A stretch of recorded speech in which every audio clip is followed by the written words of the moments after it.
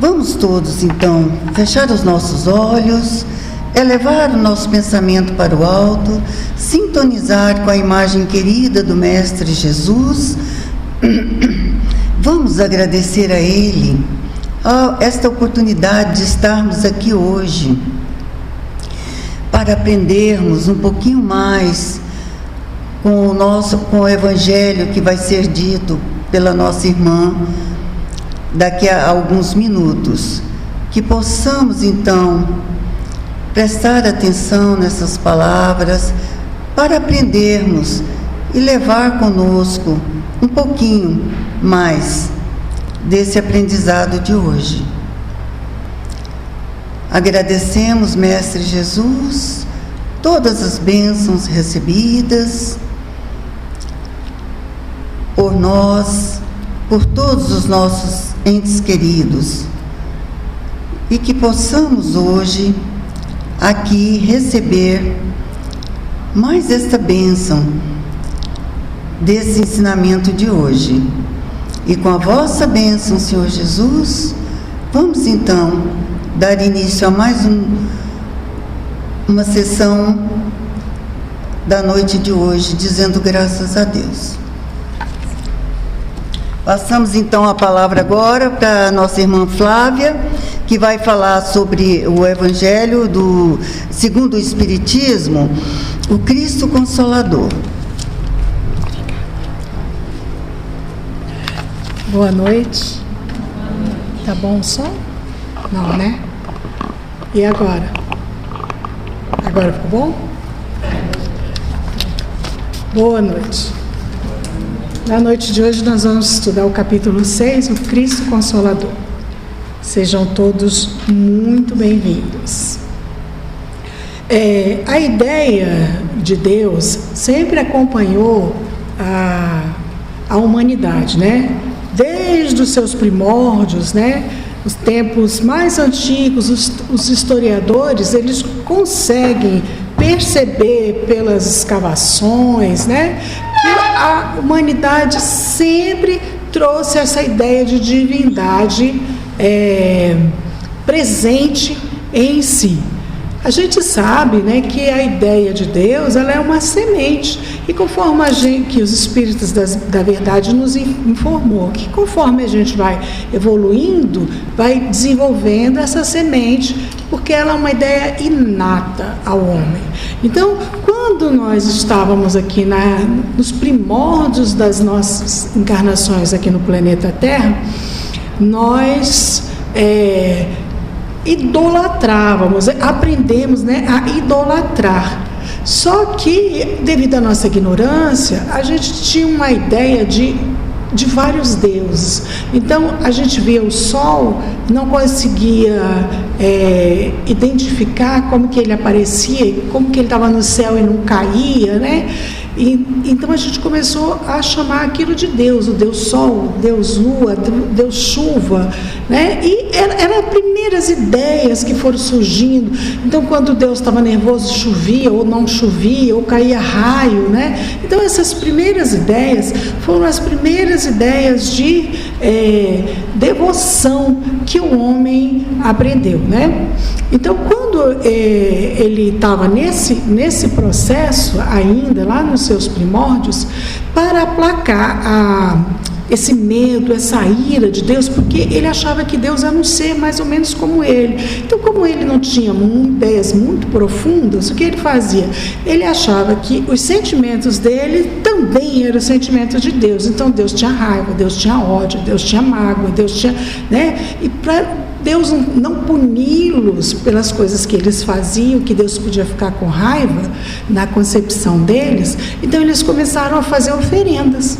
Aí eles ofereciam frutos, ofereciam flores, começaram a fazer oferendas. E aqueles com ideias mais bárbaras, né, ofereciam animais e ofereciam sacrifício até de humanos, né?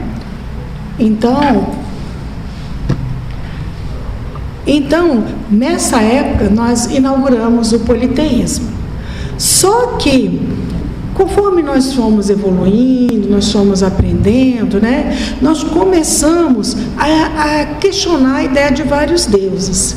E nesse período, para a humanidade, principalmente aqui ocidental, nós tivemos o advento da primeira revelação, que foi Moisés, né? E Moisés teve uma importância muito grande para a humanidade. Por quê?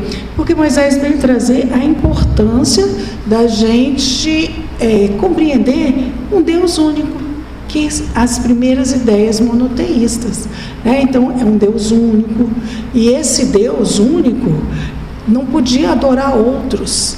Moisés traz a ideia de justiça. Até então a gente não tinha ideia de justiça, mas os nossos corações, eles eram muito duros, né? Muito arraigados ainda na materialidade. Por isso a gente tinha ações tão violentas, né?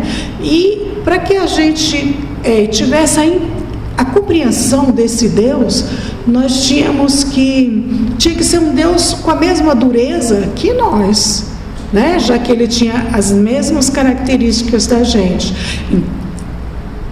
Então esse Deus, ele era bravo, e ele era o Deus dos exércitos. Esse Deus guerreava para conquistar espaços, para conquistar nações, né? Então ele era um Deus feroz. E aí a gente, nesse período, achava que Deus era isso, né? A gente achava que Deus fazia a justiça dessa forma. A gente não tinha muita ideia de como as coisas aconteciam, né? Então a gente usava as nossas concepções de justiça para aplicar a justiça divina, né? E Moisés vem trazer-nos então a ideia do Deus único, do Deus justo, né? Embora fosse Senhor embora fosse Senhor dos exércitos, Senhor, lembrando de filme, né? Embora fosse Senhor dos exércitos, ele começa a trazer as primeiras ideias de justiça, que até hoje são as ideias aí, quem estudou direito, quem estuda direito, são as ideias que até hoje permeiam os nossos livros, as nossas noções de direito da humanidade, né? Mas aí, passado muitos anos, né, veio o cristianismo. O cristianismo foi trazido por Jesus, né? E Jesus vem para fortalecer essa ideia de Deus, de Deus único. Só que Jesus, enquanto Moisés traz a justiça, Jesus traz Deus como Pai. Então ele inaugura uma nova face de Deus para a humanidade. Então ele vem dizer assim: olha, só existe um, que é nosso Pai, Criador de tudo que existe. E ele é bom, ele é amoroso, ele ampara os seus filhos, ele não precisa de ser adorado com nada, com plantas, com animais, com absolutamente nada. Ele quer que a gente aprenda a olhar para o outro e ver no outro o nosso irmão. Então esse foi a ideia que Jesus traz sobre Deus. Então nós tivemos uma primeira revelação, que é Moisés, trazendo aos homens a ideia de justiça. Depois, alguns anos depois, e são muitos anos, a gente tem Jesus, que vem trazer uma ideia de um pai amoroso, um pai, né? Na Bíblia, no Evangelho, a gente tem muitas passagens onde diz: e se vós, quando o filho pede um pão, dá um pão, né? Então, por que Deus não faria algo melhor, né? Então, temos várias passagens mostrando da bondade, do amor de Deus para com a sua criatura. Então, nesse período, né, o cristianismo, essa ideia, foi um avanço muito grande na evolução do homem, né? Porque, embora seja a gente parando hoje para pensar que é uma ideia simples, mas para a humanidade como um todo foi um processo de inovação profundamente moral. passar a acreditar num Deus único e ainda compreender que esse Deus era um Deus amoroso e bom. Então, foi um salto, digamos assim, qualitativo na evolução do homem, passar a entender Deus como Pai e o único que existe. Só que, passando-se os tempos, nós tivemos que evoluir mais, crescer mais, aprender mais. E nesse processo, a gente foi colocando nos ensinamentos de Jesus as nossas concepções, de acordo com os interesses políticos, com os interesses de poder. A gente foi injetando dentro do conhecimento que Jesus trouxe para nós outras ideias. Com isso a gente foi transformando o cristianismo.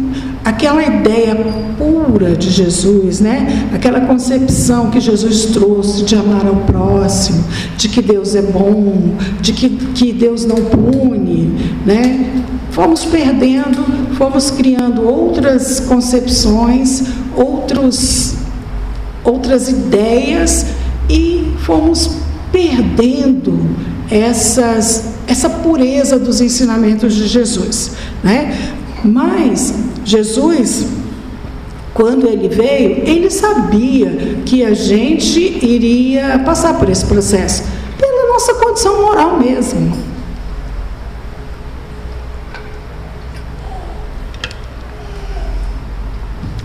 Pela nossa condição moral mesmo, Então, com isso, a gente acabou necessitando que viesse mais orientações, mais informações para que a gente resgatasse a pureza dos ensinamentos do Cristo.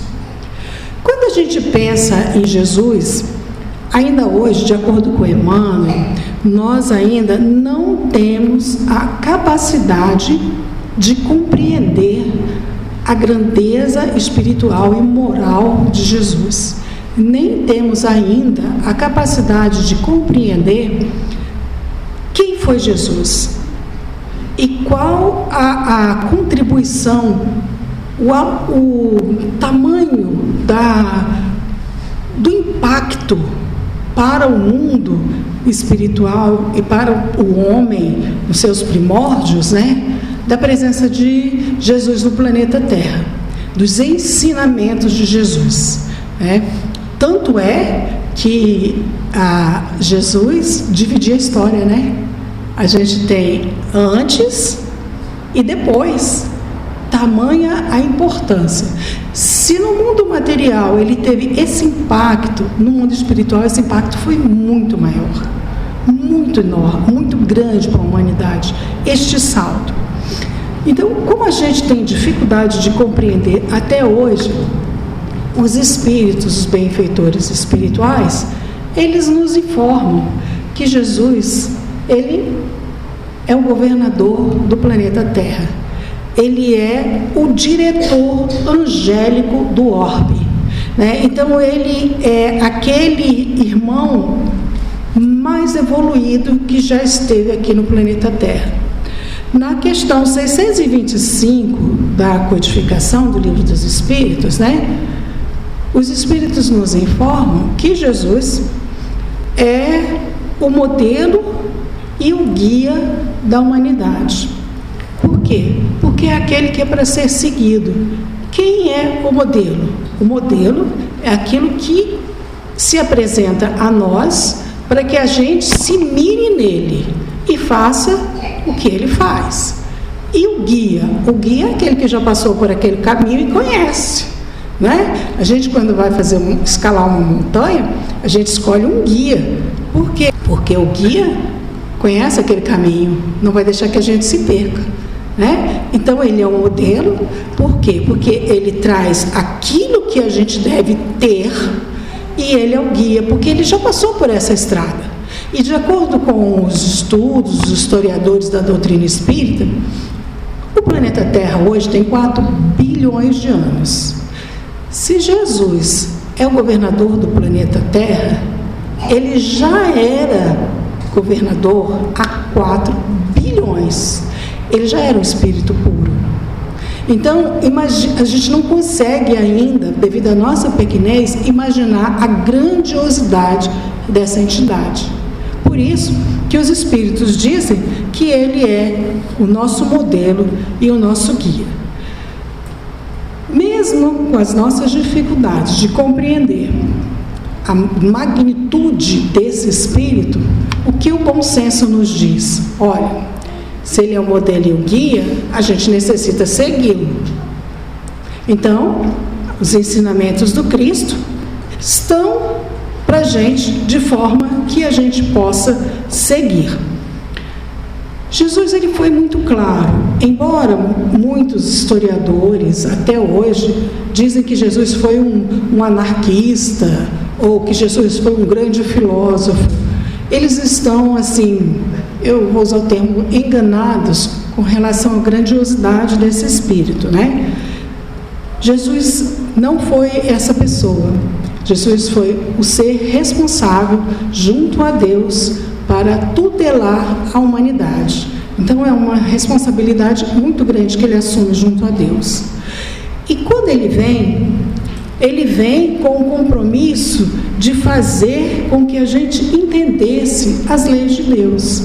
Ele vem com o compromisso de nos ensinar a vivê-la, né? Por isso, ele é o guia e o modelo. Então, ele veio dar o verdadeiro sentido, nos ensinando, né, que é por este caminho que nós vamos adquirir a felicidade. E só existe um jeito da gente caminhar, seguindo as suas práticas. E as suas práticas foram reduzidas a 2: amar a Deus sobre todas as coisas e amar o próximo como a si mesmo. E ele coloca, isso aí estão toda a lei e os profetas, quer dizer, todos aqueles que vieram antes dele, em seu nome, ensinar o amor, ensinar a respeitar as leis, a entender as leis, todos eles foram resumidos nestas 2 frases: amar a Deus e amar o próximo. O que quer dizer? Quer dizer que eu tenho que primeiro entender que Deus é esse Pai maior, misericordioso, justo e bom. Gente, justo e bom é uma das qualidades de Deus que não se separa. Jesus não é justo ou bom. Jesus é ao mesmo tempo justo e bom. 2 coisas que nós não conseguimos ainda vivenciar, porque ou a gente é bom ou a gente é justo. Por quê? Por conta da nossa imperfeição. Mas Deus não. Deus consegue viver essas 2 qualidades juntas. Ele é justo e ele é bom ao mesmo tempo, né? Então, quando Jesus disse que a gente precisa amar Deus sobre todas as coisas e ao próximo como a si mesmo, era porque a gente deveria olhar no próximo e nos enxergar. Eu olho para o meu próximo e vejo. Então, eu sou a medida de amor para o meu próximo. Que tanto que eu quero ser amada, então, tanto que eu quero ser amada, tanto que eu vou amar o meu próximo. Por isso ele disse: amar o seu próximo como a si mesmo, né? Então, era necessário que a gente entendesse isso, e Jesus viveu essas 2 máximas, né, a vida inteira, e foi esse o legado, o grande legado de Jesus, ensinando essa lei. E ele disse que essa lei tinha que ser cumprida para que a humanidade inteira pudesse adquirir toda a pureza no seu caminhar. Então, este é o processo dos ensinamentos e da necessidade que nós temos para seguir este caminho, que é ter Jesus como nosso modelo e nosso guia. Então, enquanto a gente não aprender a amar e ter o próximo nessa medida, nós estaremos patinando aí nesse processo do nosso desenvolvimento. Bom, então Jesus traz a lei do amor, que foi o que nós acabamos de falar. Essa lei do amor que nós estamos discutindo agora, no capítulo 6, ele vem dividido em 3 partes. O capítulo 6, o Cristo Consolador, ele começa com uma fala de Mateus. E nessa fala de Mateus, ele está dizendo que ele tem um jugo suave e um fardo leve, né? Esse capítulo a gente pode dividir em 3 partes. O convite que Jesus faz, né, ao alívio das nossas dores, um novo Consolador que ele promete, como a gente já falou, a humanidade ao longo do seu caminhar injetou na missão de Jesus, nos ensinamentos de Jesus, várias ideias que acabaram com a pureza de seus ensinamentos, né? Então ele promete um novo Consolador. E a terceira parte, ele vai dizer que esse novo Consolador é o Espiritismo. Então, quando Jesus fala que seu jugo é suave e que seu fardo é leve, ele está falando do amor, que é a base da sua doutrina, dos seus ensinamentos, né? Na passagem de Mateus, no capítulo 11, Mateus começa logo no início do capítulo e diz: Vinde a mim, todos os que estáis cansados, sobre o peso de vosso fardo, e eu vos darei descanso. Qual é o nosso fardo? São as nossas tribulações, são as nossas dificuldades, são os caminhos tortuosos que a gente buscou, e ao longo destes caminhos a gente se perdeu e se afastou da lei divina, da lei de Deus. Tomai sobre vós o meu jugo e aprendei de mim, porque sou manso e humilde de coração. Lembra da ideia do Deus nervoso, bravo, rigoroso, Senhor dos exércitos que punia? Jesus está dizendo, não, existe a mansietude, existe a paz no coração, a humildade no coração. E encontrareis descansos para as vossas almas. Quer dizer, estando ao regaço das leis, nos braços de Jesus, nós encontraremos paz. Quer dizer, voltando para o caminho, seguindo o caminho que Ele nos deixou, que Ele nos ensinou, o nosso fardo vai se tornar leve, né? As nossas dificuldades vão ser mais difíceis, vão ser mais fáceis. Certa vez, eu lendo uma mensagem espírita, ele colocava que não é o fardo que está pesado, é o jeito que você pensa no fardo. Então, quando você tem um olhar mais compreensivo para aquela situação, menos revoltado, é pesado, mas você consegue caminhar com mais leveza. Agora, quando você tem um olhar muito crítico, de muita reclamação, de achando que está injusto, aquilo se torna mais pesado, mais angustiante, e parece que você não vê saída para aquela situação. Então, é nesse sentido que ele está dizendo que ele vai promover o descanso nas nossas almas. Pois o meu jugo é suave e meu fardo é leve. Então, o que ele está prometendo? Todas as misérias, todas as decepções, todas as dores, as perdas dos seres amados, todos os sofrimentos pelos quais a humanidade passar, né, vão encontrar consolo nos ensinamentos de Jesus, né? Ele disse, vinde a mim, porque eu vos aliviarei. Por quê? Porque o seu jugo são as leis, né? E esse jugo é suave porque as leis divinas são boas, elas visam o nosso desenvolvimento. Elas, se são leis divinas, Deus é bom e justo, ora, essas leis são boas e são justas. Então, se elas são boas e são justas, elas não vão pesar sobre os nossos ombros, elas vão nos auxiliar nessa caminhada, né? E qual é o dever que Jesus pede?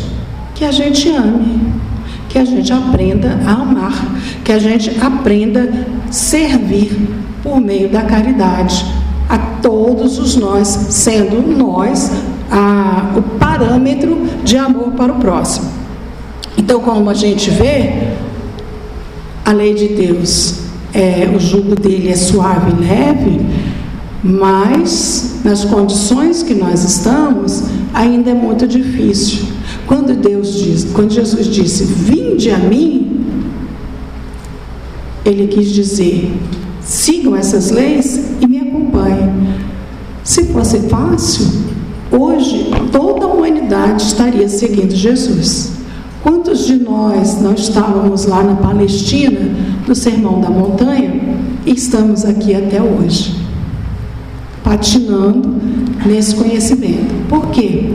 Porque ir até Jesus requer mudanças íntimas, requer mudanças profundas de nossa alma, requer que a gente acabe com as ilusões, requer que a gente aprenda a renunciar, requer que a gente olhe para os nossos irmãos necessitados com mais amor, requer que a gente viva as suas leis, principalmente a sua lei de amor, né? E isso é difícil, porque nós ainda temos o orgulho e a vaidade muito fortes e presentes no nosso coração. O Evangelho não vai dizer que são as duas chagas da humanidade? Orgulho e vaidade?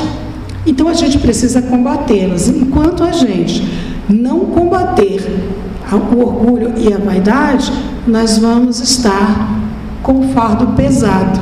Mesmo Jesus estendendo as mãos sobre nós, nós não vamos conseguir caminhar tão bem. Por quê? Porque Deus, Ele disse que Ele era amoroso, bom e justo. Foi isso que Jesus nos ensinou sobre Deus.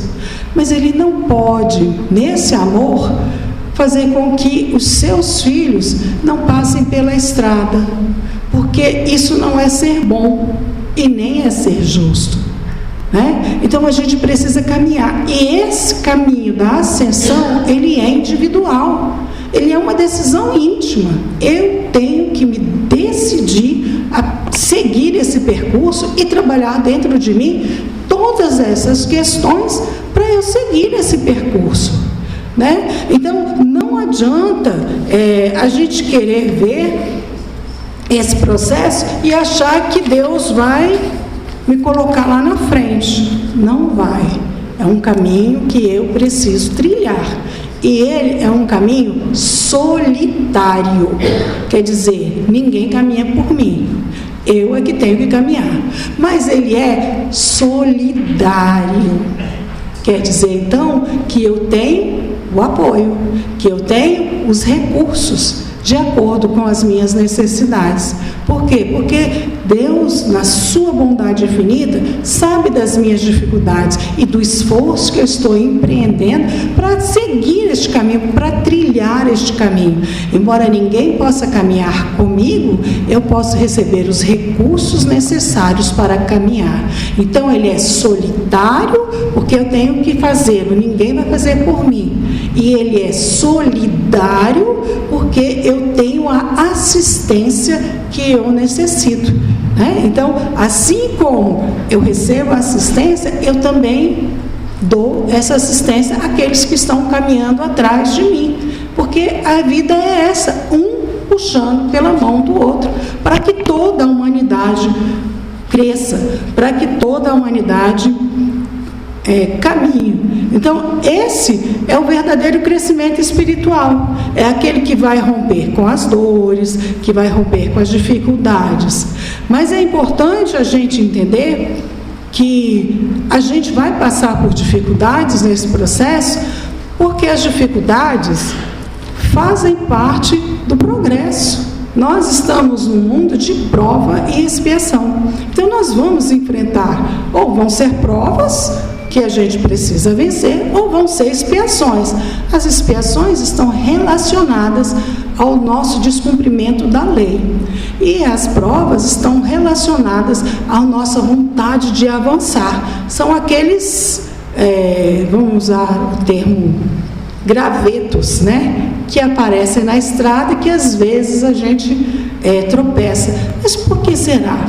Porque é para a gente ter a certeza de que a gente não vai cometer aquele mesmo erro, que a gente já cometeu um monte de vezes. Então ele apareceu ali, esse graveto, ele vai aparecer ali. Se a gente passar por ele bem, não precisa passar de novo. Mas se a gente não passar bem, ele vai aparecer mais na frente. Por quê? Porque a gente não venceu.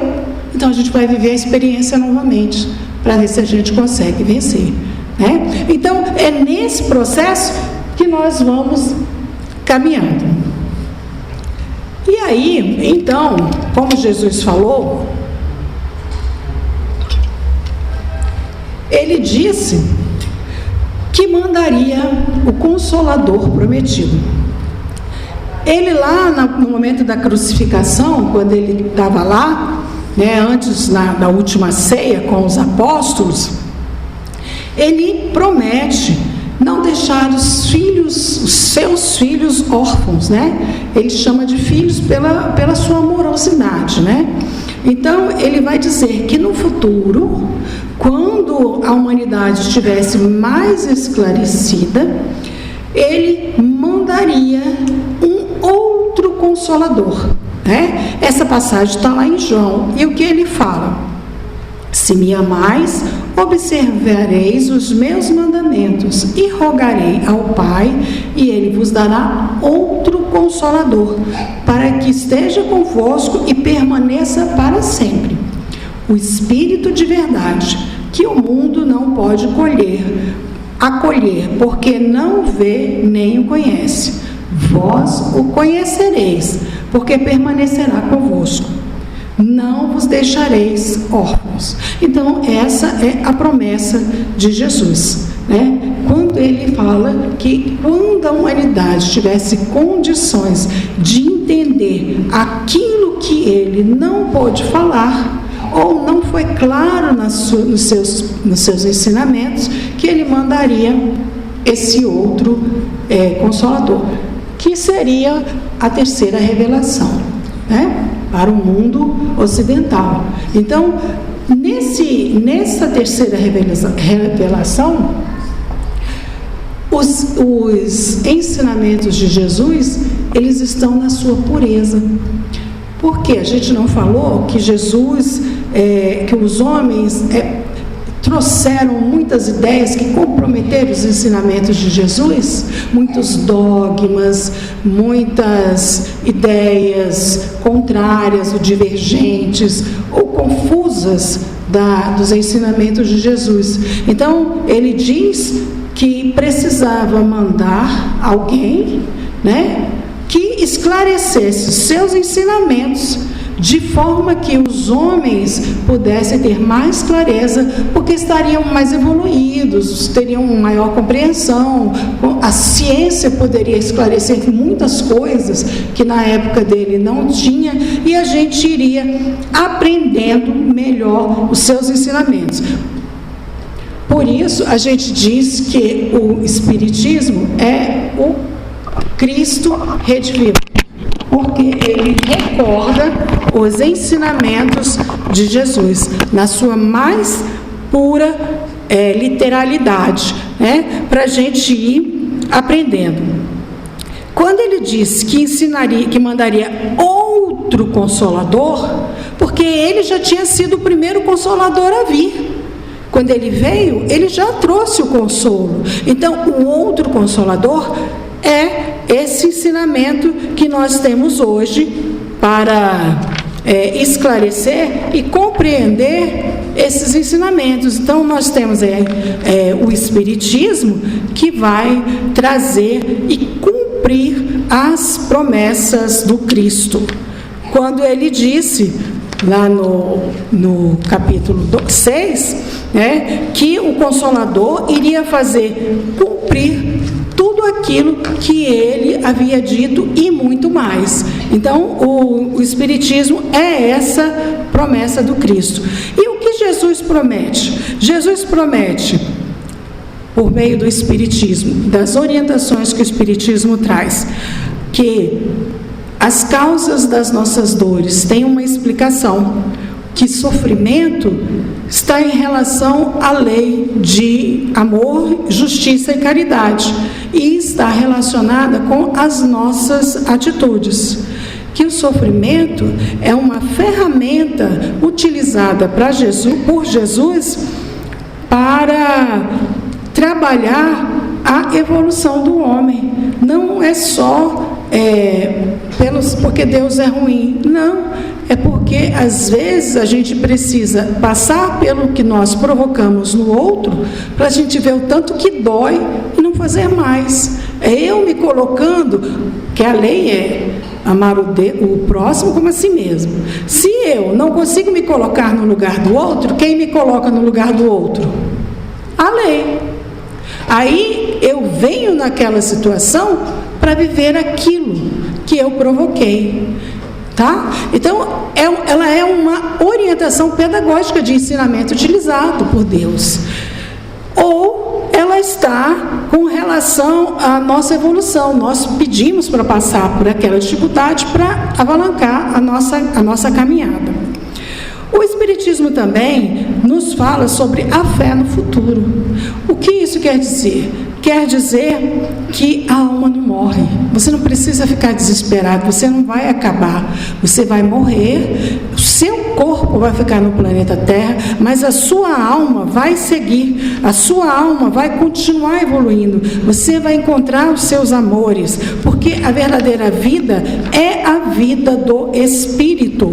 E quando nós caminhamos com a certeza de que nós não morremos, a gente tem mais tranquilidade com relação àquilo que vem, porque ele dá uma ideia do porvir. O Espiritismo, ele vai dizer para a gente de onde a gente veio, para onde a gente vai e o que a gente faz aqui na Terra. Isso é um consolo, né? Então, tudo isso faz parte das promessas de Cristo. E aí, ele vai falar do advento do Espírito de verdade. Lá no final, quase no final do capítulo, ele vai falar quem é o Espírito de verdade. Ele sabe-se que ele é de altíssima hierarquia espiritual. Sabe-se também que ele é o principal responsável pelas mensagens de cunho moral que aparecem no Evangelho. Nós temos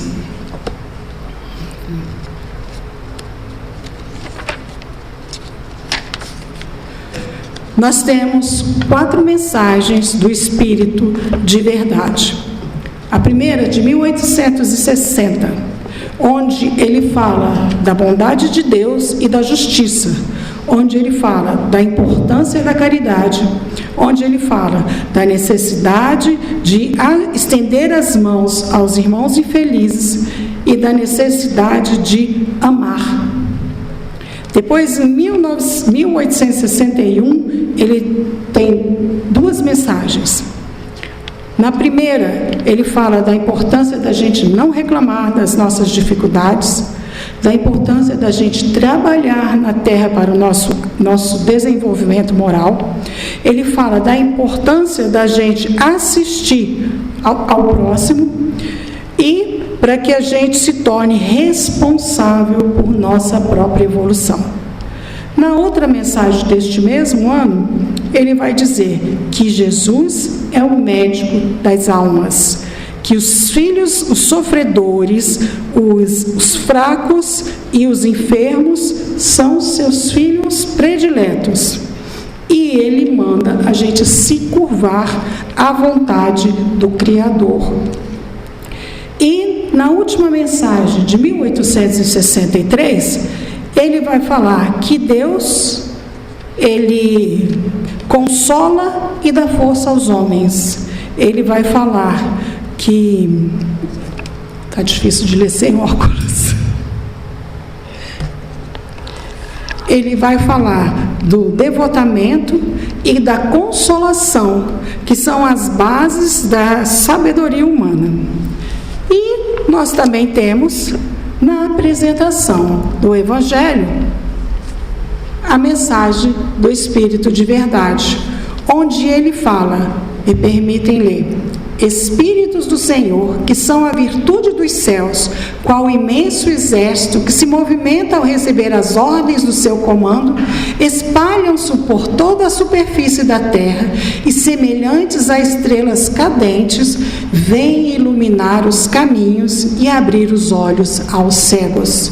Eu vos digo em verdade que são chegados os tempos em que todas as coisas devem ser restabelecidas no seu verdadeiro sentido, para dissipar as trevas, confundir os orgulhosos e glorificar os justos.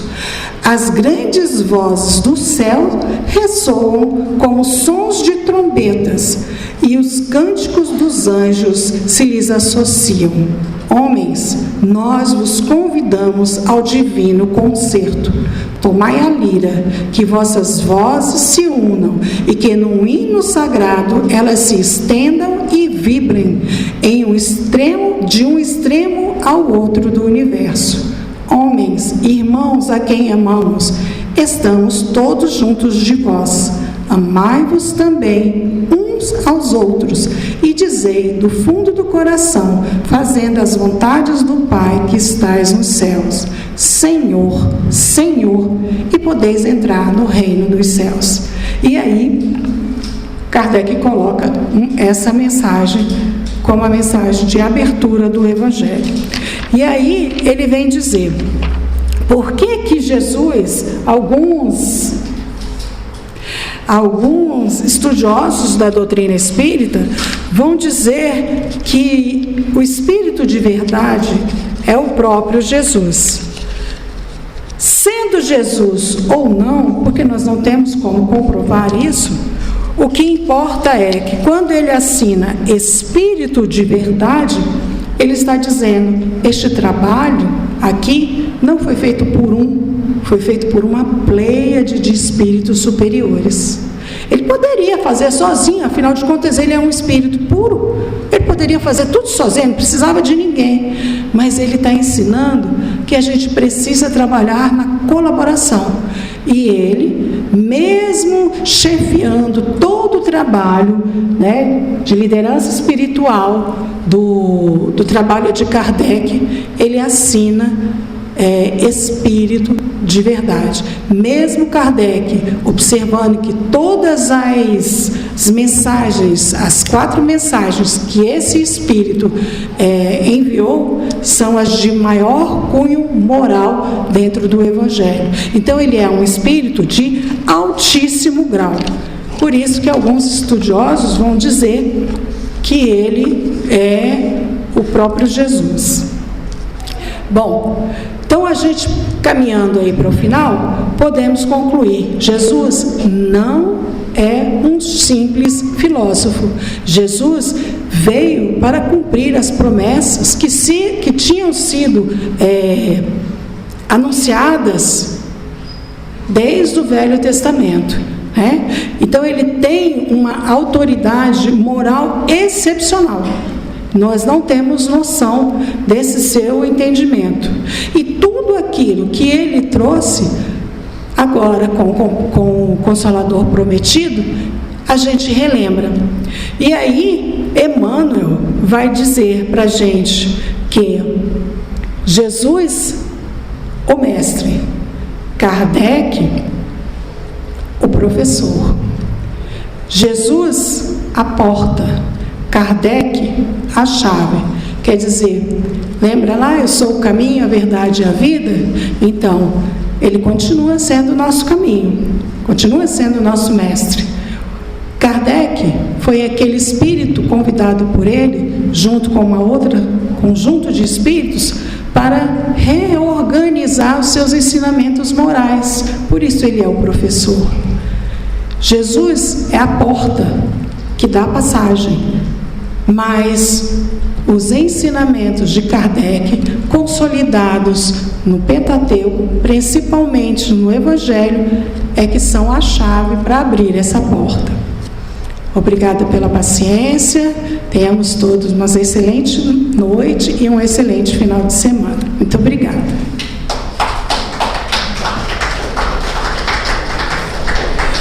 Vocês me deixam constrangida. Vamos então, novamente, suavizando nossas mentes, nossos pensamentos.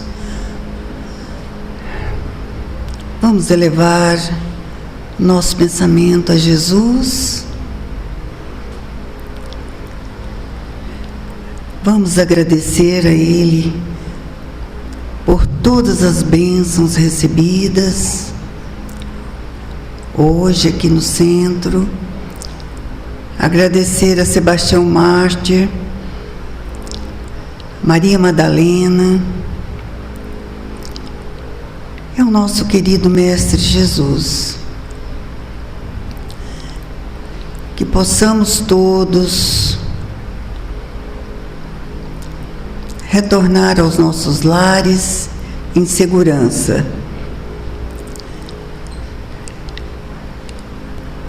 Vamos então finalizando com a oração que o Mestre Jesus nos ensinou. Pai nosso que estais nos céus, santificado seja o vosso nome. Venha a nós o vosso reino. Seja feita a vossa vontade, assim na terra como nos céus. Pão nosso de cada dia nos dai hoje. Perdoai as nossas ofensas, assim como nós perdoamos a quem nos tem ofendido.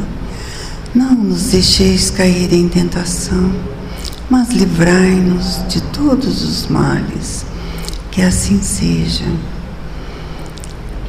E com a vossa bênção, Mestre Jesus, vamos encerrar então o nosso trabalho da noite de hoje, dizendo graças a Deus.